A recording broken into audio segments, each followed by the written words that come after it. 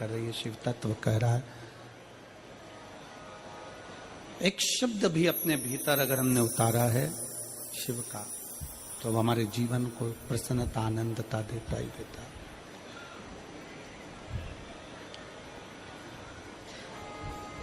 शंकर भगवान पर किया गया भरोसा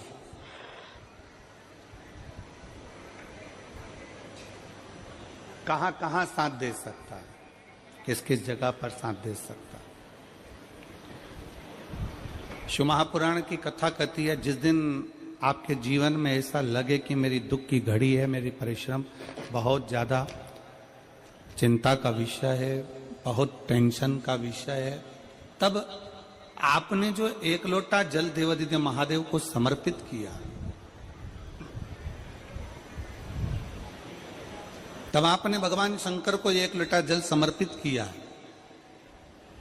शिव महापुराण की कथा कहती है, वही जल आपके विश्वास को दृढ़ बना देता है, आपके भरोसे को प्रबल बना देता है।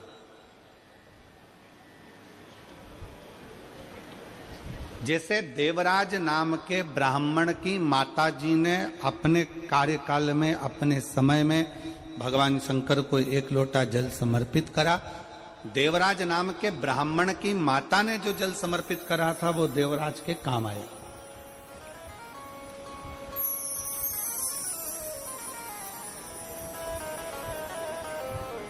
और कमल देवांगन जी आपसे एक बात कहेंगे कि आपकी धर्मपत्नी ने,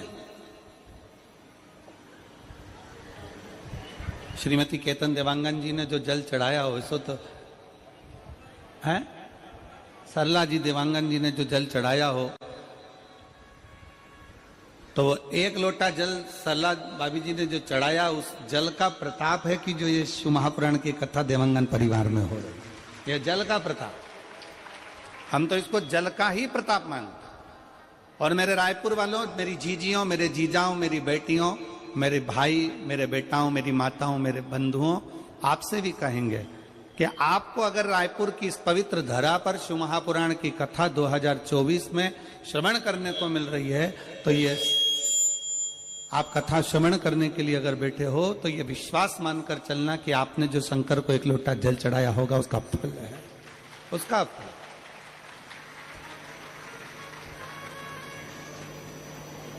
ये उसी का एक स्वरूप है।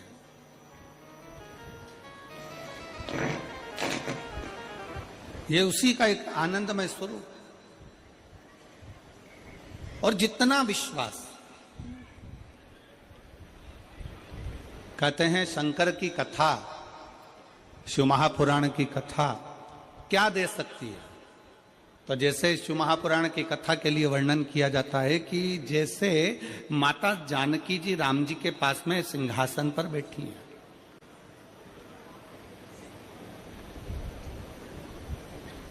माता जानकी जी राघव जी के साथ में, राम जी के साथ सिंहासन पर बैठी हैं।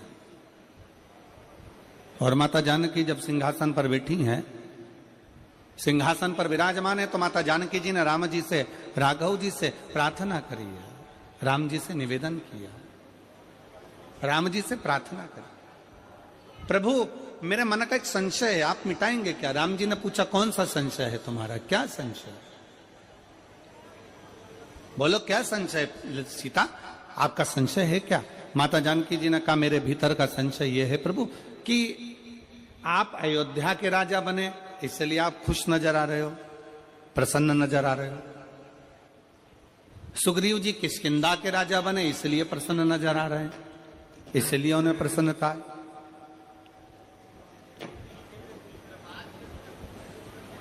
सुग्रीव जी किष्किंधा के राजा बने हैं, इसलिए उनमें प्रसन्नता है, उसमें आनंदता है। और महाराज जी विभीषण को लंका का राज्य मिला, इसलिए विभीषण की प्रसन्नता है। पर एक बात समझ में नहीं आती कि हनुमान जी को कहां का राज्य मिल गया जो हनुमान इतने नाच रहे हैं? हनुमान जी को कहां का राज्य प्राप्त हो गया जो हनुमान इतने प्रसन्न हो रहे हैं, इतने खुश हो रहे हैं? आखिर ऐसा हुआ क्या है? तब भगवान राम जी ने कहा, सीता तुम कहती तो सत्य हो, जानकी जी तुम बोल तो सत्य रही हो कि मुझे अवश्य प्रसन्न है केवट निषादों का राजा बन गया इसलिए प्रसन्न है, पर हनुमान क्यों प्रसन्न है ये समझ में नहीं आता। तब श्री हनुमान जी महाराज को राम जी ने बुलाया राम जी ने, और राम जी ने बुलाकर कहा, क्यों रे हनुमान, एक बात बता, राज्य मिला इसलिए प्रसन्न हूं, केवट निषादों का राजा बन गया इसलिए प्रसन्न है, सुग्रीव किष्किंधा का राजा बन गया इसलिए प्रसन्न है, और विभीषण लंका का राजा बन गया इसलिए प्रसन्न है, पर ये बता हनुमान, तुझे कहां का राज्य मिल गया तुझे इतना प्रसन्न है। तब हनुमान जी कहते हैं, मेरे राम, आपके चरणों का राज्य मुझे मिल गया, इससे बढ़कर सुख और दुनिया का कोई सुख नहीं।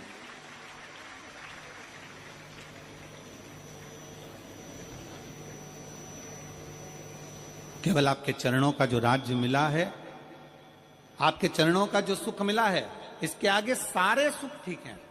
और यही शिव महापुराण की कथा में नंदीश्वर भगवान शंकर से कहते हैं, इसी शिव महापुराण की कथा के अंतर्गत नंदी भगवान शंकर से विनय करते हैं, नंदी भगवान शंकर से कहते हैं कि हे प्रभु, जिस भक्त के हृदय में, जिस भक्त के दिल में, जिस भक्त की चित्त वृत्ति में आपके दर्शन का भाव प्रकट हो जाए, आपके चरणों की सेवा प्राप्त हो जाए, आपके मंदिर में एक लोटा जल समर्पित होने लगे, आपके चरणों की स्तुति होने लगे, तो भगवान नंदीश्वर कहते हैं, समझ लेना प्रभु कि उसके जीवन में कहीं ना कहीं का राज्य स्थापित हो गया, इसलिए वो आपकी भक्ति में लगा हुआ,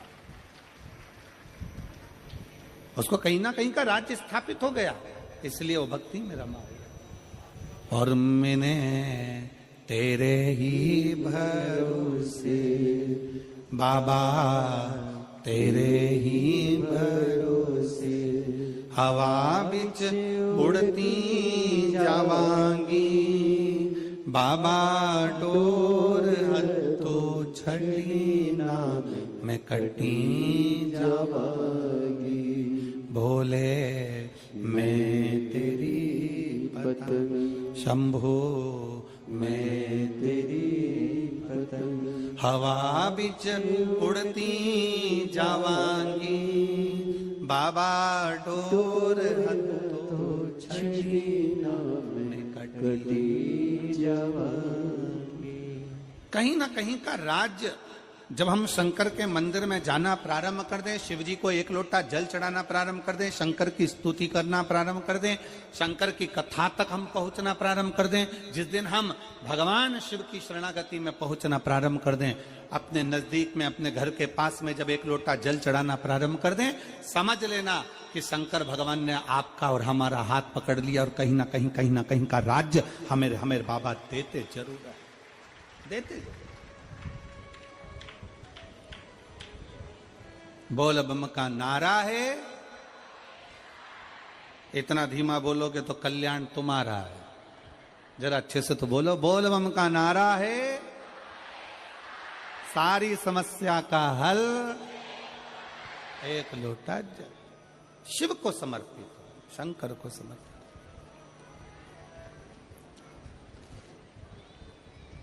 जल शिव का,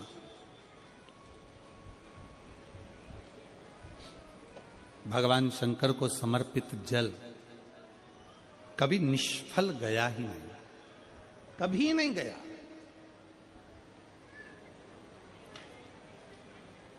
शंकर भगवान को चढ़ाया गया जल कभी निष्फल नहीं जाता, शिव पर करा गया भरोसा कभी टूटता नहीं है। संसार वालों पर भरोसा करोगे, दुनिया पर भरोसा करोगे तो हो सकता है कि वो टूट जाए, पर भगवान शिव पर करा गया भरोसा कभी नहीं टूटता। शिव महापुराण की कथा कहती है कि शंकर की कथा में पहुंचने वालों को 4 फल की प्राप्ति होती, 4 गुण। शिव महापुराण की कथा में पहुंचने वाले के भीतर 4 गुण प्रकट होने लगते हैं। शिव महापुराण की कथा सुनने वाले के अंदर 4 गुण अपने आप आने लगते हैं। पहले नंबर का है संयम, दूसरे नंबर का है सदाचार, तीसरे नंबर का है स्नेह, और चौथे नंबर का है सेवा।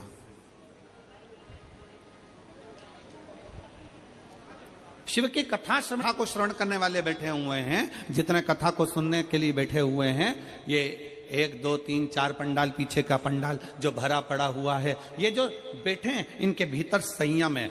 जल भी उतना ग्रहण करते हैं जितना लेना है, भोजन उतना ग्रहण करते हैं जितना लेना है, पानी उतना पिएंगे कि कहीं बार बार जाना ना पड़ जाए, कहीं वॉशरूम की ओर जाना ना पड़ जाए, कहीं बाहर जाना ना पड़ जाए, इसलिए जल भी उतना पिएंगे। कितना संयम, सुबह 8 बजे से 7 बजे से 9 बजे से जगह संभाल कर बैठते हैं, तब जाकर दोपहर में 2 बजे से 5 बजे तक कथा श्रवण कर पाते हैं। एक जैसा एक आसन लगाकर एक जैसा बैठना, ये बड़ी बड़ी कठिन बात है। लोग कहते हैं कि वो संत हैं, साधु हैं, सन्यासी हैं, तपस्वी हैं, साधक हैं, उपासक हैं। शिव महापुराण की कथा कहती है कि शंकर की कथा सुनने वाला किसी साधु और सन्यासी से कम नहीं होता, उसका संयम बड़ा प्रबल होता है।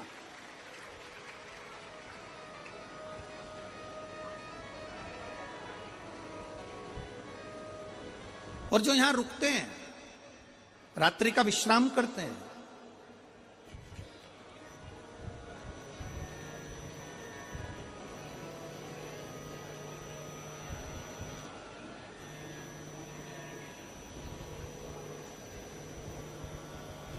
जो शिव भक्त यहां रुक रहे हैं, जो रात्रि का विश्राम करते हैं, जो शंकर जी के भक्त भगवान शंकर की अविरल कथा को श्रवण करते हुए रात्रि का विश्राम करते हैं। लोग कहते हैं कि गुरुजी पंडाल में रहकर रात्रि विश्राम का फल क्या है? शिव महापुराण की उमा संहिता कहती है, पंडाल में रुककर शिव महापुराण की कथा श्रवण करने का फल है 12 ज्योतिर्लिंग में बैठकर रात्रि का विश्राम कर कर शिव की स्तुति करने का फल है। शिव की स्तुति करने,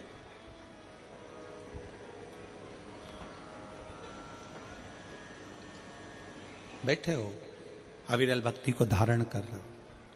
शिव महापुराण का सबसे पहला गुण जो मनुष्य को प्राप्त होता है, शिव महापुराण के 4 गुण हमें कथा में बैठने से ही प्राप्त हो जाते। पहले नंबर का है संयम, कथा में बैठे संयम प्राप्त हो गया। दूसरे का नाम है सदाचार, एक दूसरे के प्रति आदर का भाव, सम्मान का भाव, सत्कार का भाव, ये प्राप्त हो जाता है। और हमारा निवेदन है शिव महापुराण की इस कथा के माध्यम से सभी शिव भक्तों को और सेवादारों को, जितने सेवा करने वाले सेवक लगे हैं, शंकर के भक्त लगे हैं, और फिर निवेदन है कि सेवा करने वाले कभी ये मत सोचना कि तुम किसी की सेवा कर रहे हो, बल्कि ये सोचना कि भोले बाबा ने, भगवान शंकर ने हमको इस लायक बनाया कि हम पंडाल में खड़े होकर किसी की सेवा कर सक रहे हैं।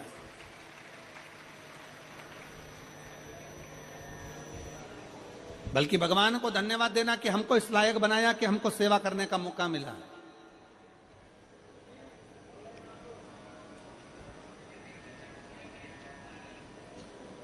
हमको इस लायक बनाया कि हम भगवान की कथा में बैठकर किसी की सेवा कर रहे हैं। भगवान को प्रार्थना करना है कि ये आपकी करुणा, ये आपकी उदारता, ये आपकी कृपा है, ये आपकी दया है। और मेरी जीजियों से भी निवेदन है, जितनी मेरी जीजियां यहां बैठी हैं, जितने मेरे जीजा यहाँ बैठे हैं, उनसे भी निवेदन है, बेटी बेटाओं से भी निवेदन है। आप किसी को अगर एक गिलास पानी पिला रहे हो, आप अगर घर से टॉफी लेकर आए हो, बिस्कुट लेकर आए हो, कोई रोटी लेकर आए हो, चावल बनाकर लेकर आए हो, खिचड़ी बनाकर लेकर आए हो, और किसी को आप अगर मुंह झूठा करा रहे हो, तो भी भगवान को निवेदन करना, भगवान को धन्यवाद देना कि तेरी बड़ी कृपा है जो तूने मेरे घर में ऐसा अन्न दिया कि मैं किसी शिव भक्त का मुंह झूठा करवा पाई। ये तेरी उदारता है, ये तेरी कृपा है, ये तेरी करुणा है, ये तेरी उदारता। और तू कृपा करा तो हो सका, तूने करुणा करी तो हुआ, वरना हो नहीं सकता।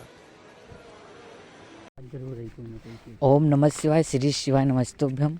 स्वागत है आपका शिव शक्ति आस्था चैनल पर। तो दोस्तों, आज हम बात करने जा रहे हैं 16 जनवरी के उपाय के बारे में। 16 जनवरी यानी गुरुवार के दिन कौन सा उपाय करना है और कैसे करना है और कितने समय करना है। तो दोस्तों, मैं उम्मीद करता हूँ आप लोगों ने इस कथा को ध्यान से सुना होगा और समझा होगा। तो दोस्तों, इस उपाय को करने के लिए इस कथा को सुनकर ही उस उपाय को कीजिए। मैं उम्मीद करता हूँ इस उपाय को करके आप अपने जीवन को कृतज्ञ और धन्य बनाएंगे।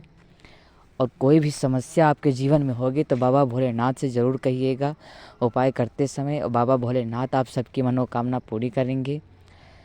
तो भक्तों, इस उपाय को करने से पहले इस कथा को ज़रूर एक बार सुन लीजिए, क्योंकि सुनकर ही समझकर तभी उपाय को कीजिएगा, तभी यह उपाय मान्य होगा और आपकी इच्छाओं की पूर्ति होगी। बोले हर हर महादेव।